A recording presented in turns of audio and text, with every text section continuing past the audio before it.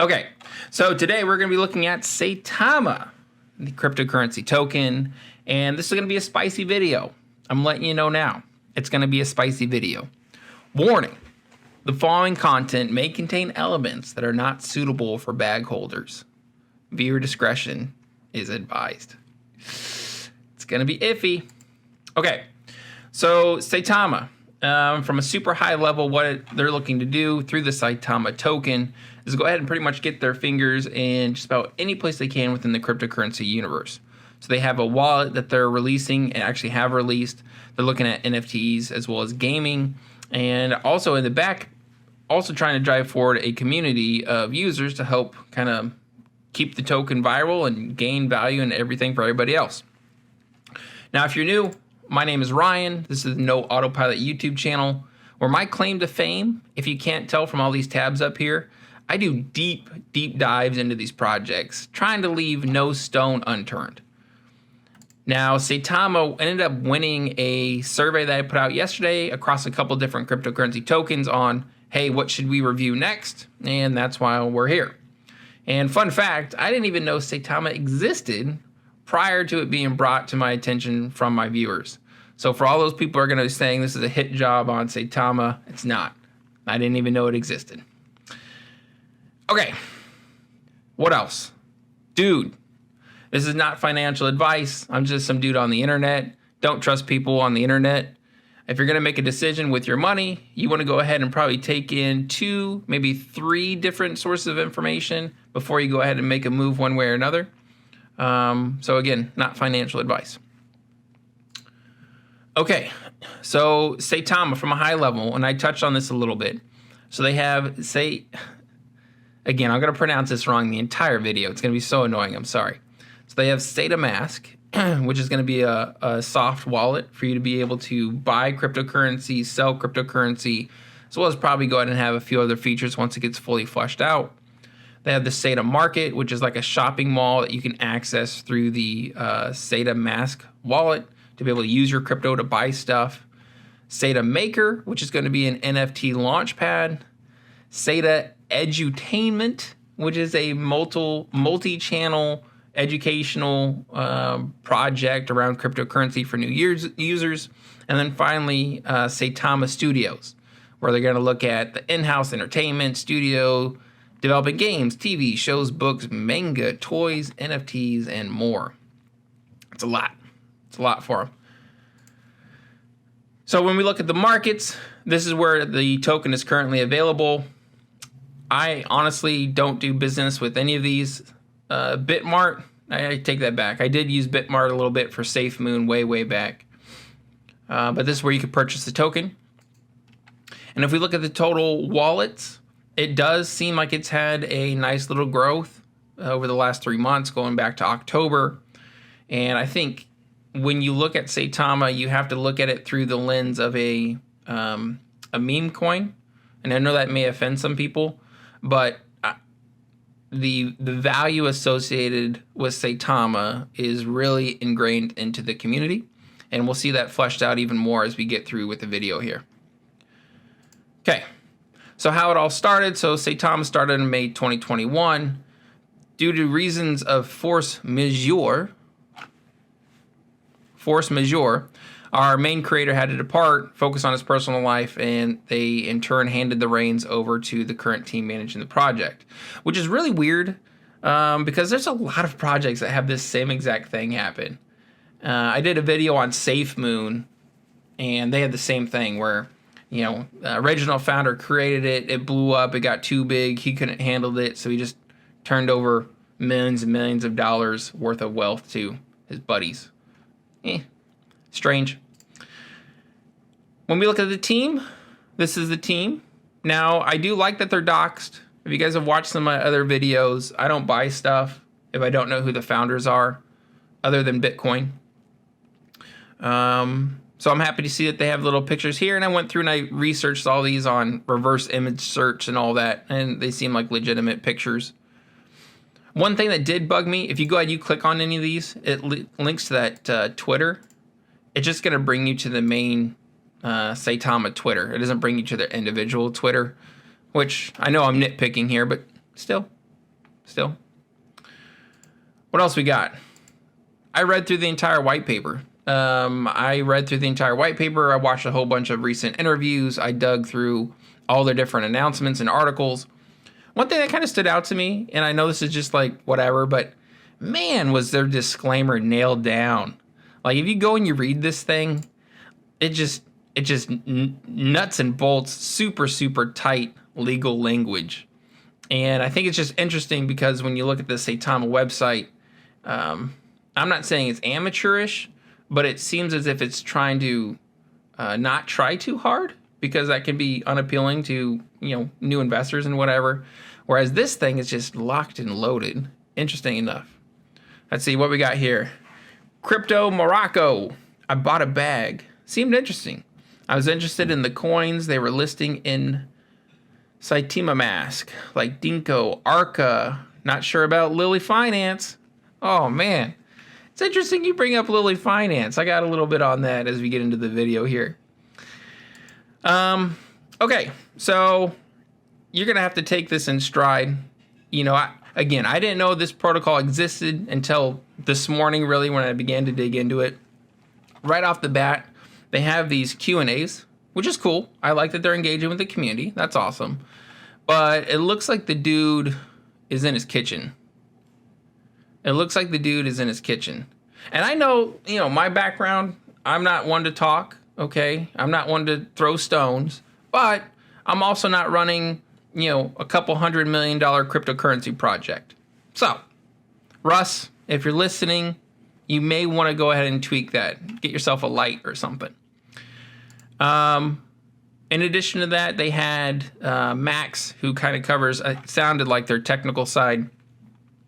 And in this particular Q&A, they were talking about some of the failures and challenges of launching their Saitama wallet, and folks that weren't able to use it and having issues logging in and all that good stuff. One thing I thought that was a little weird, and I'm kind of a paranoid person. If you guys don't know my story, I lost a couple grand on SafeMoon, and so I'm super, super paranoid about projects. But if you go through and you watch this video, all these little stickers that pump up, they're all positive. But if you read the chat, it's like people losing their minds about not being able to log into the wallet. They were promised they'd be able to log into the wallet. They're not getting help. It just seems a little strange. Let's look at socials. So their Reddit has 35,000 members. Looks like 274 are currently active. And there's posts every day. There's some activity going on in there. Their Twitter is substantial. 302,000 followers. I don't know how many of those are bots. I don't have any reason to believe that any of them are bots, but it's kind of a typical thing when you have a cryptocurrency token that's built on marketing. We pull up their GitHub, which is linked on their main website, and it's actually empty. So I don't know if this is under development or what's happening there, but it doesn't show anything. And then, I like to look at Lunar Crush. What Lunar Crush does is it looks at the social sentiment of cryptocurrencies. And sometimes you can find trends, or trends that at least helps your narrative when you're trying to paint a token in a certain way. And across the board, it's pretty red. It's pretty red for Saitama right now. So when we look at market competitors, and I think Saitama is trying to target the Doge community, the Shiba Inu community. They're trying to replicate that level of growth.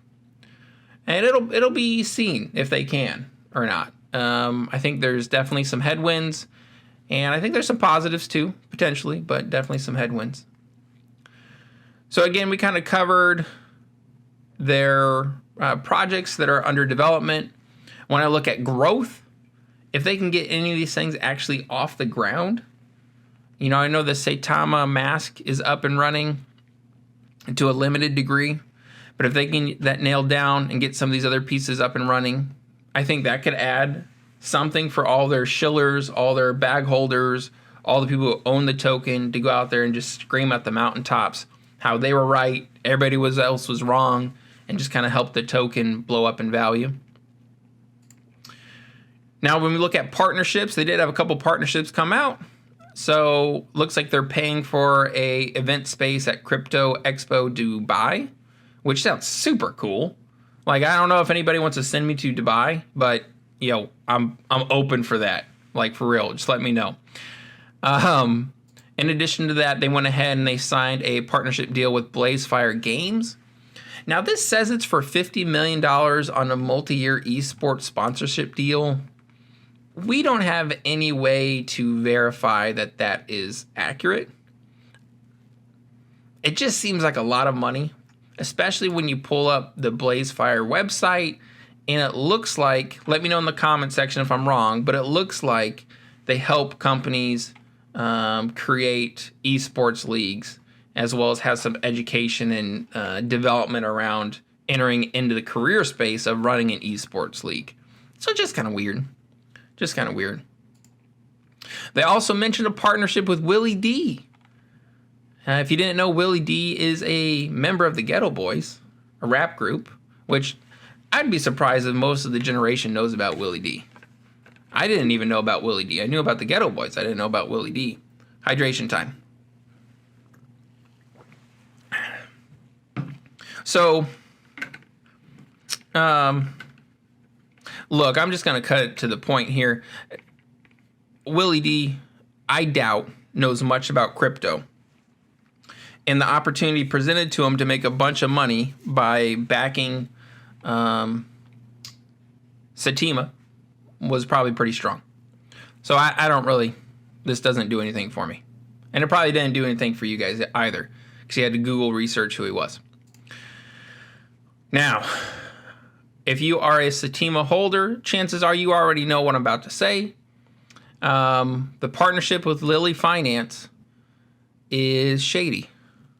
It's shady.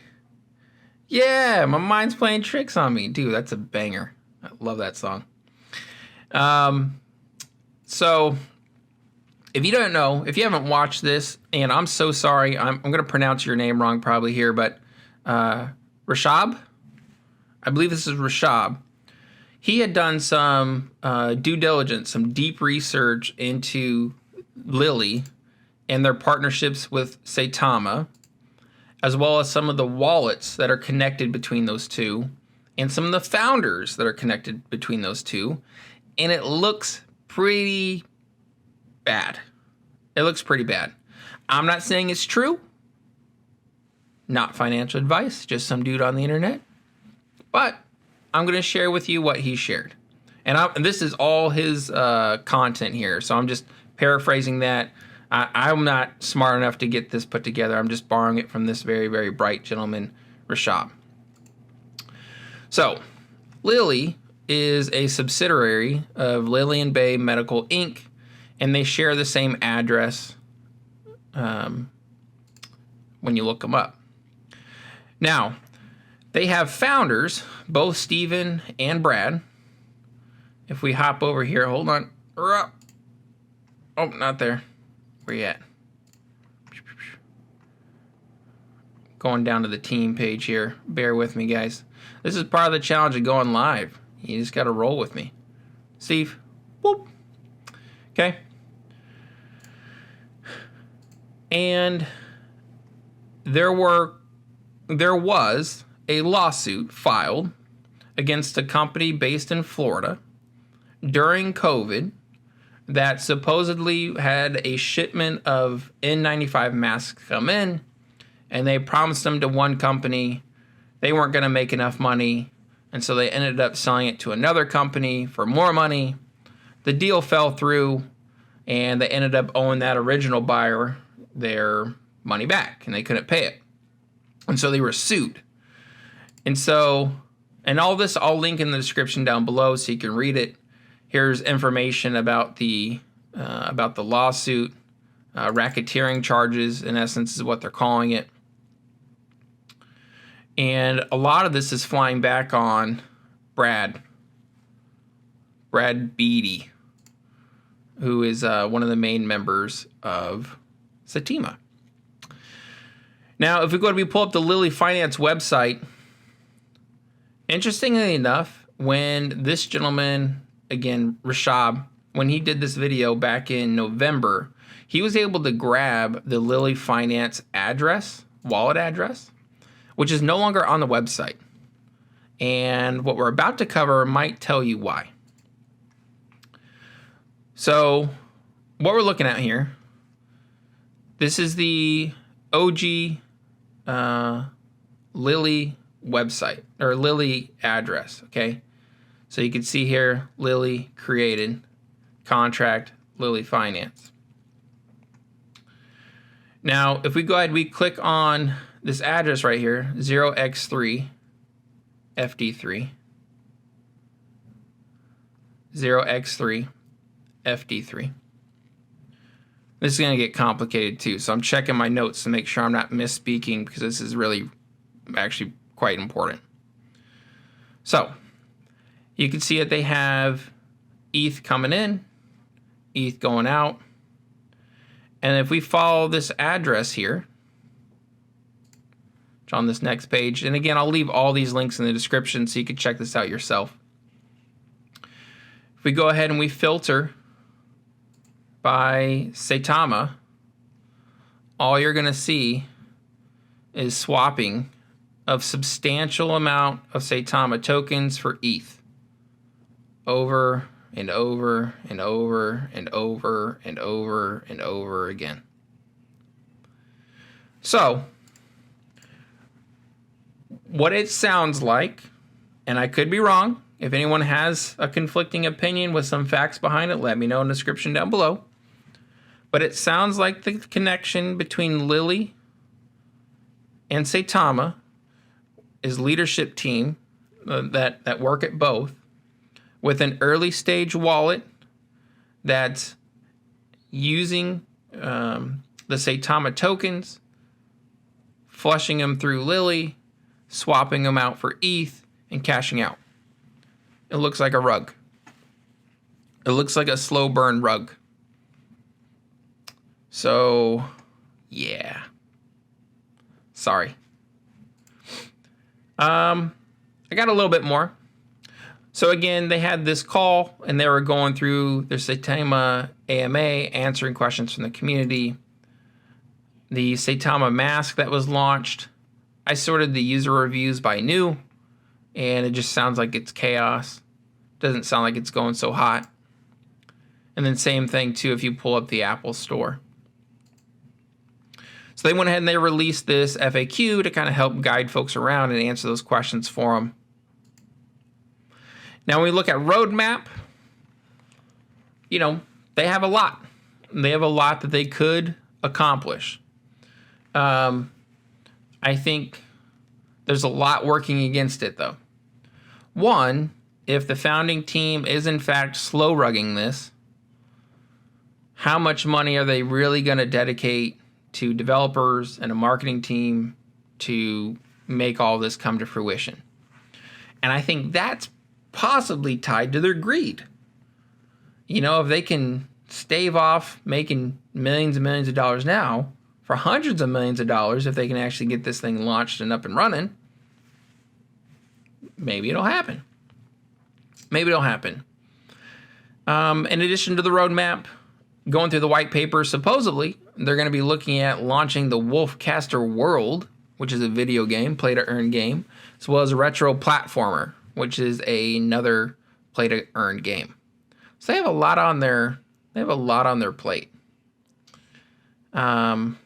without any prior crypto experience. So it sounds a little iffy. When we look at tokenomics, they have 2% of every transaction is going to go ahead and be distributed to the pool of holders, as well as an additional 2% is going to be burnt and added to an inaccessible wallet to add to a 49% of the supply that's already been burnt.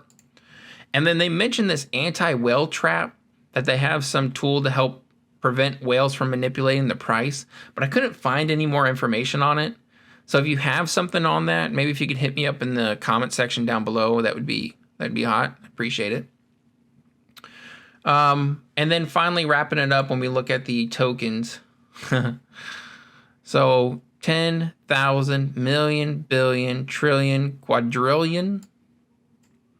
100,000. That's not even 100,000. That's a lot of tokens. That's a big number. That's a big number. And I actually forgot to pull this one up here. If I'm going to throw this one in here. 13. I'll link this in the description as well. This is another YouTuber that I follow, Mr. Bond. He's great with math. He's great with taking these meme coins and breaking it down into a formula to let you know what the feasibility is of you actually putting some money in and making, $1 million out of it. Something I can't do. I don't have that skill set, but I'll leave this link in the description down below as well. So, to wrap everything up, I'm not a fan. I think it's a scam. I think it's being slow rug pulled. I think if you can stomach making money off of other new folks who are entering cryptocurrency the first time, who are naive and don't really know how the markets work, piling in and you capitalizing on their ignorance, you possibly could make some money here. But I think you also have to consider that you're supporting that team behind Saitama that think it's perfectly fine to rip people off. A lot of these folks, probably you too, chasing this is for financial freedom. You have goals and lives and dreams, family to support. And these type of projects prey on those people, and they do it really, really well, which is terrible to see. So when we look at pros, look, I think Saitama has stellar branding. I think they have stellar branding. And in the world of meme coins, that actually goes further than you would think. In addition to that, I think they have a ton of hodlers that either won't listen to reason and sell the token, probably because they're down. So there is a floor to it, right? There's a limited sell pressure from these folks who have put money in or are going to hold out to see it pump up. And then finally, the pros. Being a meme coin, if they can take a large portion of that money that they're collecting and pile it into marketing, pile it into development, they can actually make something out of this. That's kind of what Shiba Inu did, in my opinion. And that's what SafeMoon's trying to do too. They get a whole bunch of money. I think it started out kind of as a scam and it blew up and they made more than they thought they would. Now they're trying to put some wheels on the sucker. So, this one was tough. I don't want to seem like a negative Nancy, but there's just so many red flags, and you hate to see people get taken advantage of. And I'm going to get blown up in the comments saying that I'm like some hired hitman against Saitama token. But, hard avoid. I wouldn't buy it with my enemy's wallet, okay? Like, I would avoid Saitama 110%. So we'll give it a couple seconds here, see if you guys got any questions, comments, concerns, and then we're going to go ahead and wrap this one up because this thing made me pretty sad and tired to go through and kind of see what they're doing to folks. All right, we're going to go ahead and wrap it up, guys. Hey, appreciate you watching. My name's Ryan, no autopilot. Put out videos every Monday, Tuesday, Wednesday, Thursday, Friday, doing these type of deep dives. I'll put out a survey later today asking what token you want me to review next, and we'll get that covered. Thank you so much for watching. I'll catch you in the next one. Bye.